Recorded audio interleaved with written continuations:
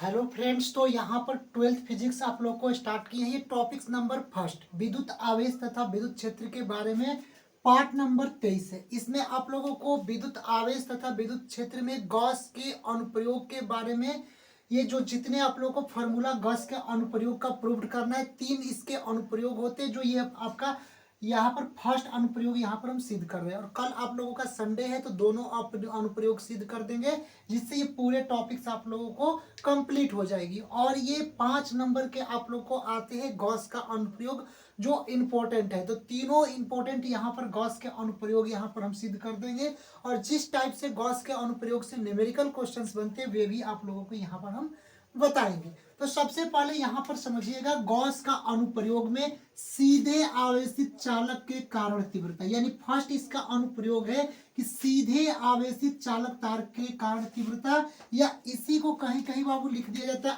अनंत रेखीय आवेश के कारण विद्युत क्षेत्र की तीव्रता। ये दोनों एक ही नाम है। अगर एग्जाम्स में आ जाए कि गॉस के प्रमेय को सिद्ध कीजिए कि सीधे आवेशित चालक तार के कारण तीव्रता, या इसी क्वेश्चन को पूछेगा कि अनंत रेखीय आवेश के कारण विद्युत क्षेत्र की तीव्रता को सिद्ध करें गॉस के प्रमेय के, तो हम लोग को पता है कि गॉस का प्रमेय बंद पृष्ठ के लिए क्या होता है, लागू होता है।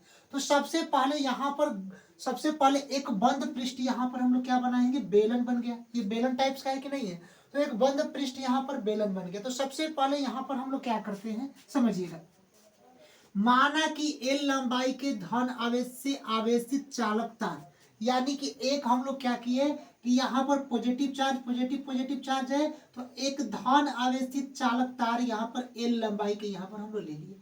तो यहाँ पर धन आवेशित यानी पॉजिटिव चार्ज, तो यहाँ पर चार्ज पॉजिटिव से और एल लंबाई के आवेशित चालक तार यहाँ पर ले लिए। तो यहाँ पर जो लेते हैं वहां पर लिख देते हैं कि माना कि एल लंबाई के धन आवेशित से आवेशित चालक तार ए बी है, और ये आवेशित चालक तार क्या है, जो ए और यहाँ पर क्या है, बी है।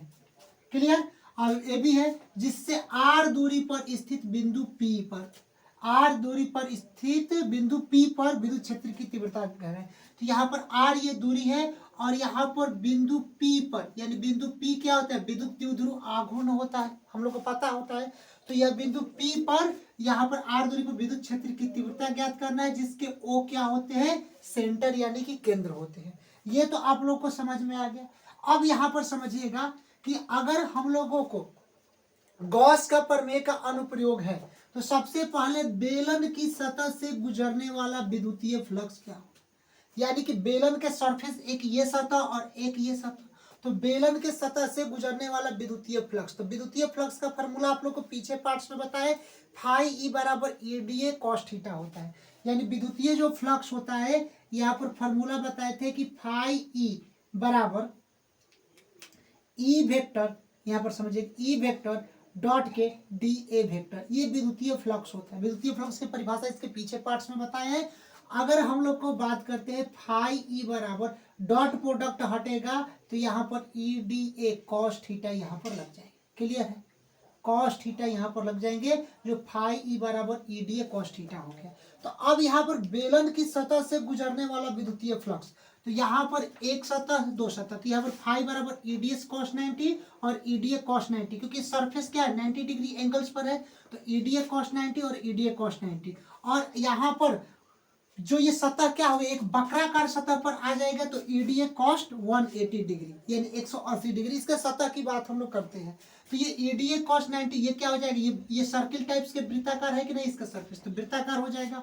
फिर ईडीएस कॉस्ट 90, फिर ये क्या हो जाएगा, ये वृत्ताकार है तो वृत्ताकार हो जाएगा, और ईडीएस कॉस्ट 180 डिग्री 180 डिग्री, तो ये क्या हो जाएंगे, वक्राकार हो जाएगा। वक्राकार मतलब इसके टेढ़ा मेढ़ा वक्र के टाइप्स के इसके पूरे पृष्ठ है, ये वक्राकार पृष्ठ हो जाएंगे। अब यहाँ पर समझिएगा फाई ई बराबर क्या होता है, अगर गॉस के नियम से विद्युतीय फ्लक्स की बात करते हैं, तो फाई ई बराबर जो सूत्र होता है बाबू क्यू बटा एप्सिलॉन नॉट, ये गॉस का प्रमेय होता है।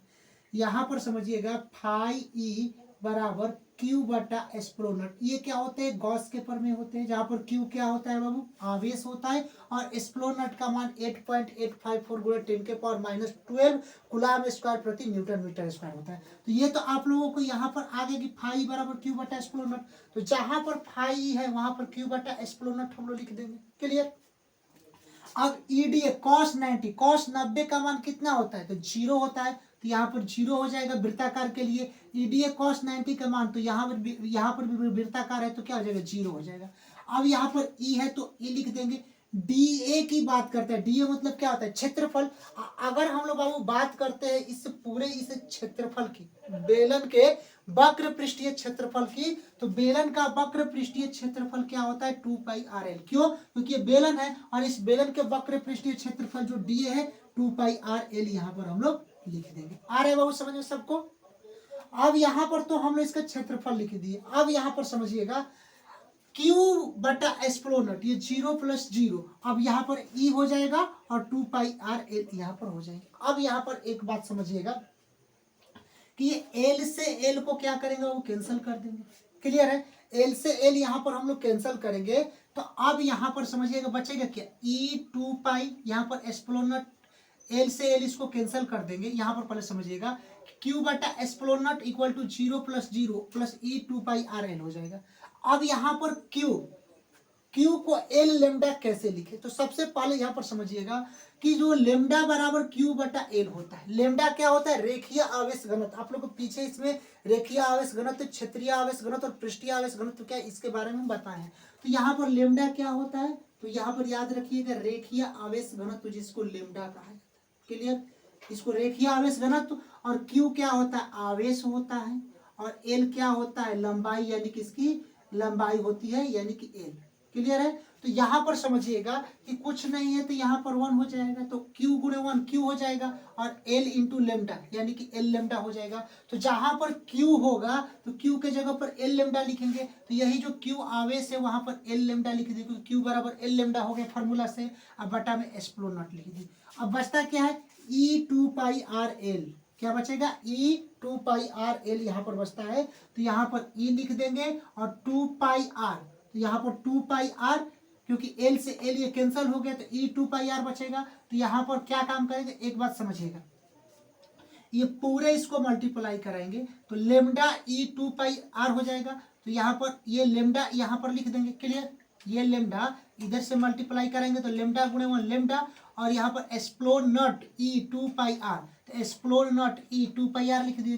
क्लियर? अब यहाँ पर E लिखेंगे तो ये लेमडा हो जाएगा और बाटा में क्या हो जाएंगे? 2πr एस्प्लोनट, यानी 2πr एस्प्लोनट हो जाएंगे। तो E इधर आ जाएगा तो लेमडा बटा 2π एस्प्लोनट r यहाँ पर लिख देंगे, जहाँ पर रेखीय आवेश घनत्व लेमडा को कहते हैं और r क्या होती है? यहाँ पर इसकी दूरी होती है। तो ये फॉर्मूला आप लोगों को क्या हो गया? प्रूव्ड हो गया। जो ये टॉपिक आप लोगों को 5 नंबर के ये पूछे जाते हैं।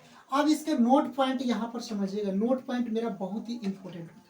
सूत्र क्या हुआ? E बराबर लेमडा बटा 2π एस्प्लोनट r। 2π मान है, एस्प्लोनट भी मान है, तो इसको हटा देंगे। क्यों? क्योंकि मान का कुछ महत्व नहीं होता है, क्योंकि डिजिट नंबर 2 पाई का मान 3.14 और एस्प्लोनट का मान 8.854, ये डिजिट नंबर है। तो E बराबर लेमडा बटा r हो जाएगा, यानी कि हम लोग समझेंगे E बराबर लेमडा बटा 2π एस्प्लोनट r। ये हम लोग को गॉस का अनुप्रयोग पहला सिद्ध कर दिए। अब इसके E बराबर लेमडा है तो E समानुपाती इसको लेमडा लिखेंगे। तो अब यहाँ पर लेमडा क्या होता है? रेखीय आवेश घनत्व। अगर रेखीय आवेश घनत्व को बढ़ाते हैं तो विद्युत क्षेत्र की तीव्रता भी क्या हो जाएगी? बढ़ जाएगी। अगर रेखीय आवेश घनत्व को घटाते हैं तो विद्युत क्षेत्र की तीव्रता भी इसकी घट जाएगी। और इसके बीच ग्राफ खींचते, ई समानुपाती लेमडा के बीच ग्राफ खींचते, तो ये एक सरल रेखा में, यानी स्ट्रेट लाइन में ये क्या होगी? ग्राफ बाहर निकलेगी।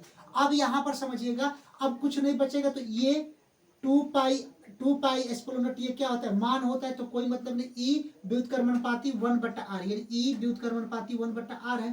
तो इसके बीच अगर बाबू आप लोग समझिएगा, E व्युत्क्रमानुपाती 1/r है, तो अगर इसके बीच अगर ग्राफ खींचते हैं तो r को अगर बढ़ाएंगे त्रिज्या को, तो विद्युत क्षेत्र की तीव्रता क्या हो जाएगी? घट जाएगी। r क्या है? तो दूरी को बढ़ाएंगे तो विद्युत क्षेत्र की तीव्रता घट जाएगी, अगर दूरी को घटाएंगे तो विद्युत क्षेत्र की तीव्रता बढ़ जाएगी। क्लियर है? तो इसीलिए इसके जो ग्राफ होंगे, इसके थोड़ा पहले तीव्रता बढ़ेगी तो यहाँ पर त्रिज्या क्या हो जाएगी? इसकी घट जाएगी। तो इस टाइप के इसके ग्राफ होंगे। पहला इसका अनुप्रयोग हम प्रूव कर दिए। कल आप लोग को इसका सेकेंड और थर्ड ये दोनों अनुप्रयोग सिद्ध कर देंगे, और ये टॉपिक्स आप लोग को लगभग एंड ही कर दिए। उसके बाद आप लोगों का टॉपिक्स जो विद्युत विभव और धारिता है वो मंडे से आप लोग को रेगुलर स्टार्ट हो जाएगा।